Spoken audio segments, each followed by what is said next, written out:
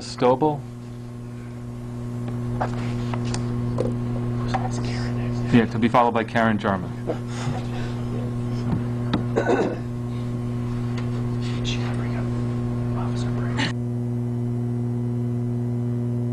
Hi, good afternoon. Good afternoon. Thank you very much, members of the Judiciary Committee, for listening to my testimony today. I'm Amanda Stobel, and I'm from Glastonbury, Connecticut, and I'm here today in full support of Senate Bill 349 and House Bill 6581. The inherent problem with the current legislation surrounding marijuana policy is that it's causing more harm than good. We break up families, we ruin the chances of many of our citizens to obtain jobs, and we bog down the court systems with nonviolent drug offenders while costing the state millions of dollars. The laws and arrests are an attempt to keep cannabis off of the streets and out of the hands of children, as Senator Kissel definitely expressed concerns for earlier. However, it's unrealistic to think that we can actually eliminate drugs from our towns and cities. We can't even keep them out of our prisons with 40-foot walls and strip searches. As for accessibility to our youth, I can assure you that it's easier for any high school student to get drugs or to get marijuana than it is to get beer, because all they have to do is ask a friend rather than ask a store clerk. It's harder to get alcohol because it's legal. The current laws simply are not working, and Bill 349 minimizes the damages of such laws, freeing up more money and resources for our communities.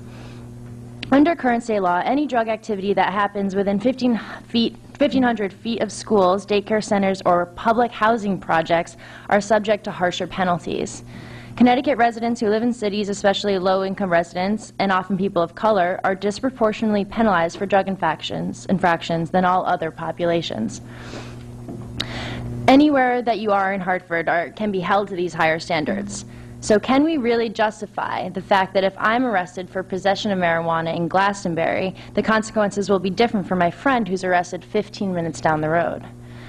The result of these ineffective drug laws is a flooding of the system with nonviolent drug offenders who otherwise would have no contact with the courts or jails, especially young people. And House Bill 6581 addresses these problems.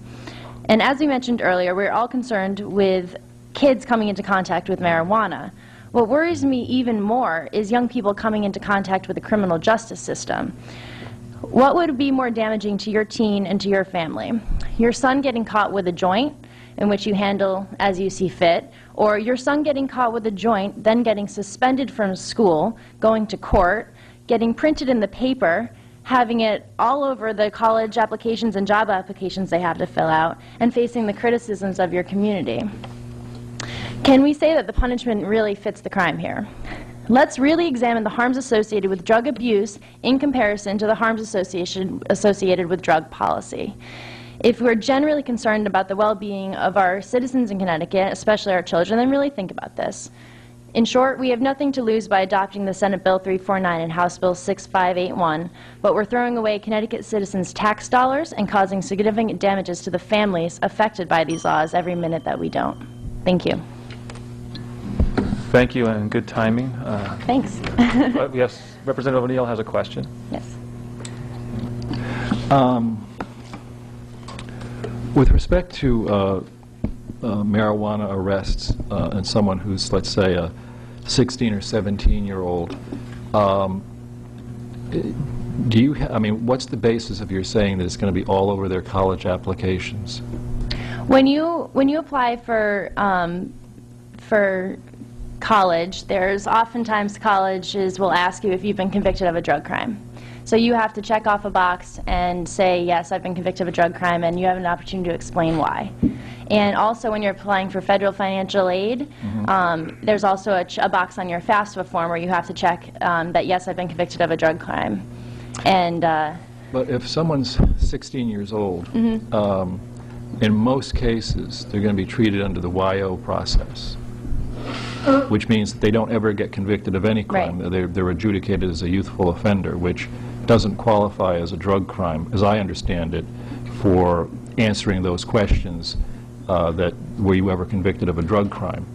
And then if someone is 18 years old, they have, if it's a first offense, they would have accelerated rehabilitation available to them, I think. They would have the what? Accelerated rehabilitation.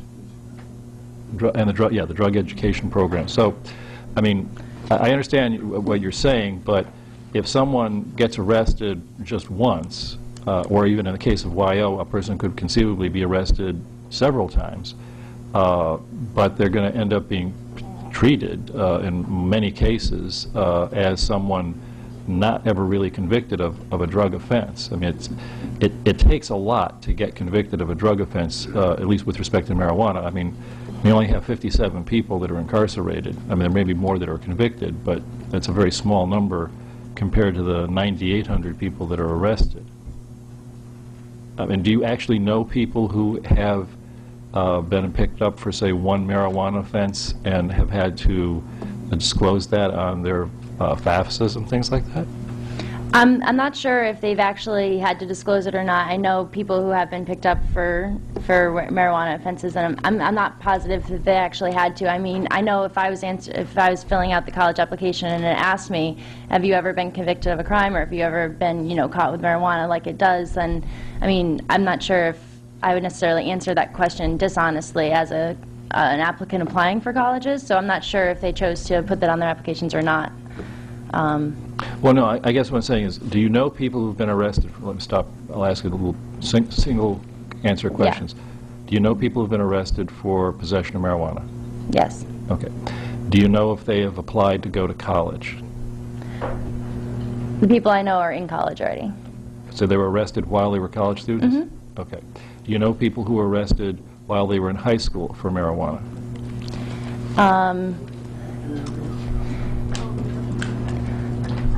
I know of people. I don't know personally anyone who's been arrested in high school as of right now. Okay.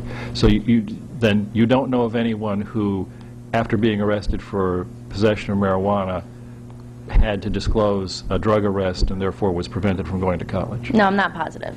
Okay. Thank you. You're welcome. Oh, thank you. I have a question, because it's been a while since I've seen a college application. Does it specifically say, have you ever been arrested for a drug crime or a marijuana offense? I see some nodding. Yeah, it does. Okay. And definitely on the FAFSA form as well. And how is the question asked? Because I'm also a lawyer and I get asked these questions a lot. Have you ever been convicted of a drug crime? Okay, and it's convicted, not arrested? Yes, I believe it's convicted. Okay, and then it also, I assume, it distinguishes other crimes because they would want to know if you've been convicted of No. No, just drugs? Yeah, it's interesting how that works, yeah. Okay. All right, well, thank you very much for your testimony. Are there any questions? Representative Green and then Senator Kissel. Thank you. And part of my thought on this concept, there's this whole age thing I think is concerning to some. Do you think that we might want to allow, say, individuals over 18 with small amounts to maybe have an infraction, and those individuals under 18, that there's some other kinds of consequence, so that we don't, and in fact, encourage that it's okay for younger people to be in possession of marijuana? I mean, of course, that's up to the committee, but in my opinion, yes, I don't think that we should be necessarily penalizing people harder for getting caught with marijuana because of their age. So having alternate programs for them is certainly something that I would recommend. I think that education is important, and helping them to have safer ways of dealing with drugs rather than actually just putting them into the system. I think that's definitely a better alternative. Do you have a sense of what age group under 18 or over 18 get treated, quote, harsher if they were caught in possession?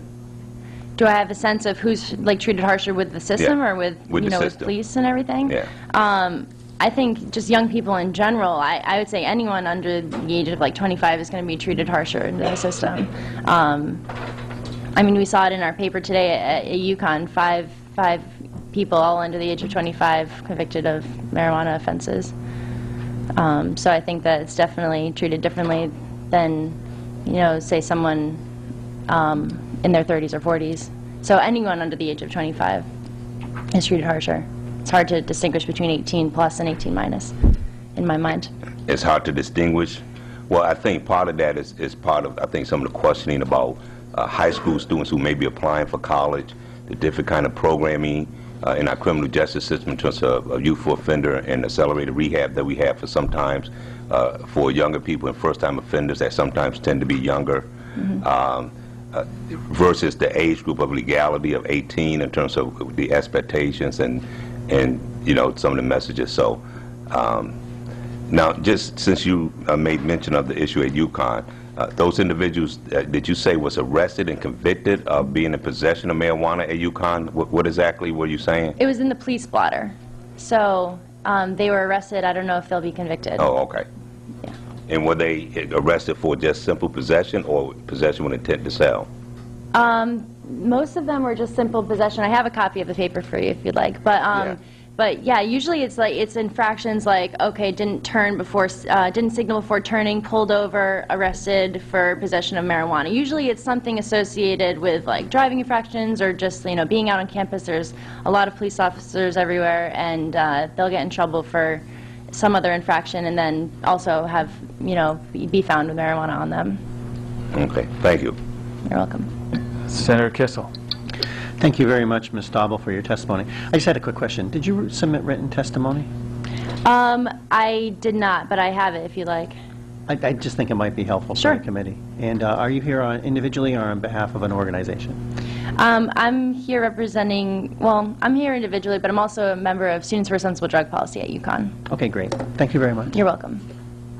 Thank you. Are there any other questions? No. Thank you. You're welcome.